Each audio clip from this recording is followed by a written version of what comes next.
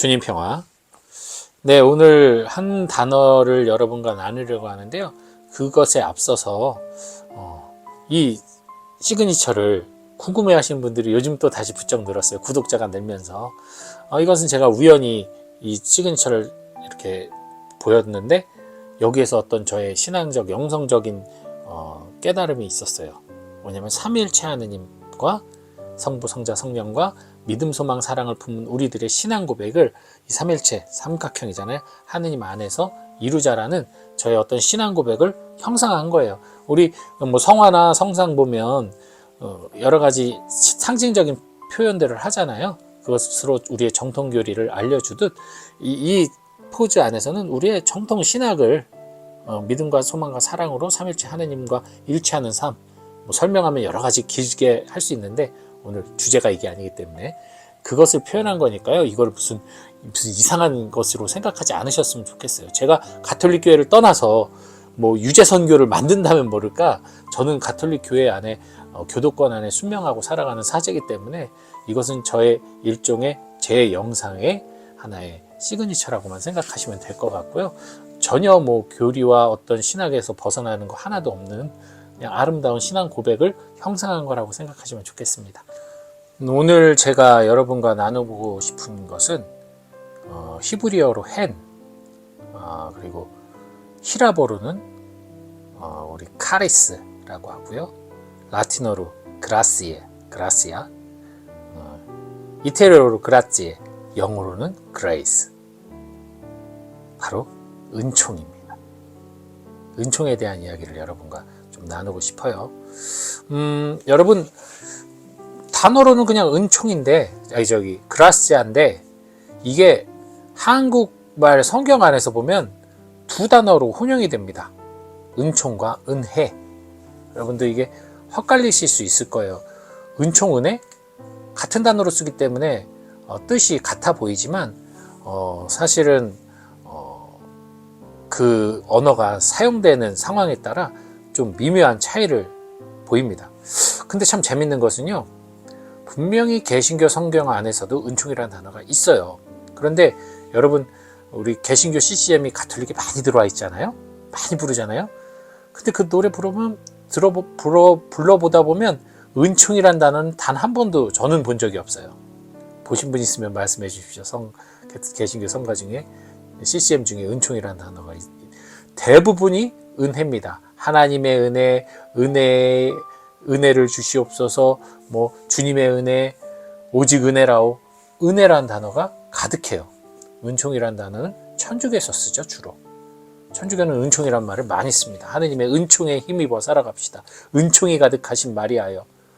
주님의 은총을 받은 우리는 가톨릭은 또 이렇게 은총이라는 단어를 많이 써요. 그렇다면 이 은혜와 은총은 분명히 같은 그라시아임에도 불구하고 무엇이 다르길래, 어떤 차이가 있길래 언어가 은혜, 은총 다르게 구분이 됐을까? 이걸 한번 말씀드려보고 싶습니다. 사실 은총과 은혜는 신학적 의미가 달라요. 신학적 의미가. 어떻게 보면 은총은 하느님에게서 내려오는 절대적 무상성인 선물이거든요. 하느님으로부터 내려오는, 신에게 내려오는 축복이에요.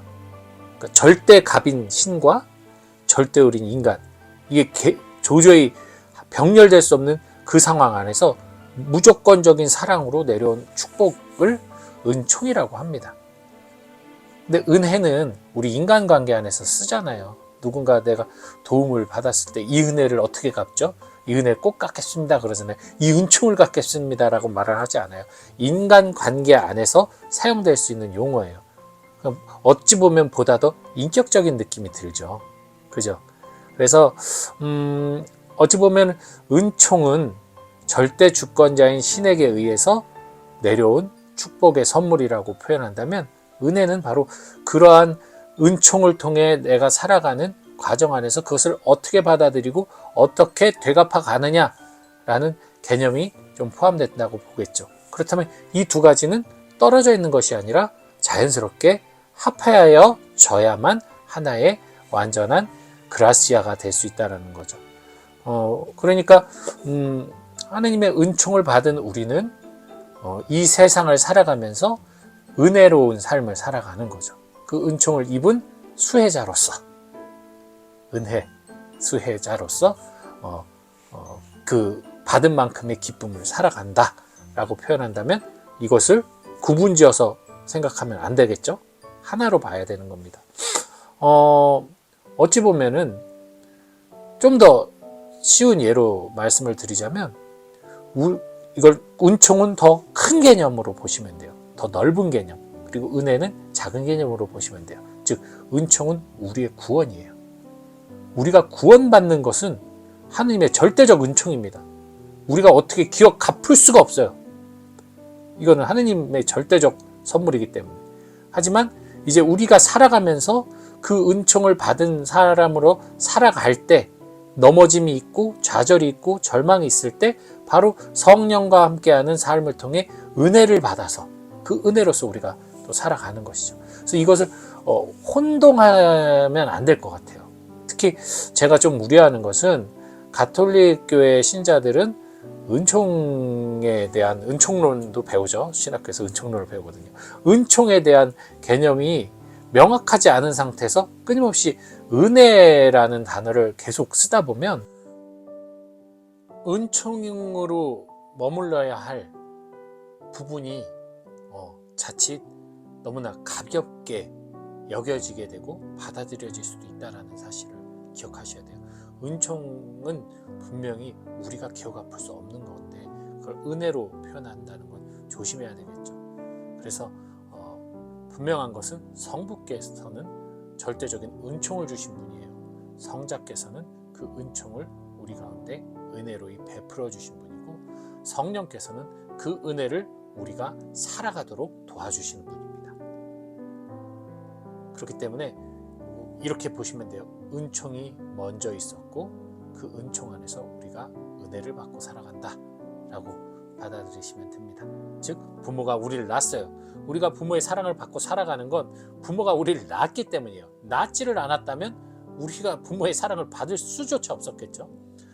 부모님의 사랑으로 나라는 존재가 이 세상에 태어났기에 바로 그 존재가 부모님의 사랑을 통해 올바르게 성장할 수 있는 것처럼 여러분 모두는 그리스도인으로 하느님으로부터 났습니다. 하느님의 은총으로 그 뜻 안에서 태어나셨고 이제는 하느님의 사랑, 은혜 안에 살아가시는 분들이라는 거 아주 가볍게 정리해 드렸고요. 오늘 벌써 사순 3주일입니다.